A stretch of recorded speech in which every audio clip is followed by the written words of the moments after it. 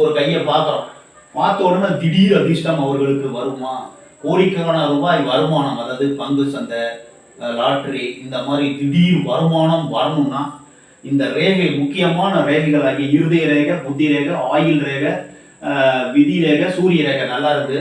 சூரிய ரேகையிலையோ இல்லை விதி ரேகையிலோ திரிசூல அமைப்பு இருக்கணும். சூரிய ரேகையிலையோ இல்லை விதி ரேகையிலையோ இந்த மாதிரி திரிசூல அமைப்பு, ஒன்று சூரிய ரேகையில் இருக்கணும், இல்லை விதி ரேகையில் இருக்கணும். திரிசூல அமைப்பு 3, அது திரிசூலம்னா இப்படி வராதான் திரிசூலம். இந்த மாதிரி மூணு ரேகை, 3 திரிசூலம் மாதிரி அமைப்பு வந்து ஒன்று சூரிய ரேகையில் வரணும், இல்லை விதி ரேகையில் வரணும். இந்த கை ரேகையில இருதய ரேகை, புத்தி ரேகை, ஆயுள் ரேகை, விதி ரேகை, சூரிய ரேகை இது நல்லா இருந்து ஒன்று சூரிய ரேகையிலோ இல்லை விதி ரேகையிலோ திரிசூல அமைப்பு இருந்தால் அவர்களுக்கு திடீரென்று வருமானம் வருவதற்கு வாய்ப்பு உண்டு.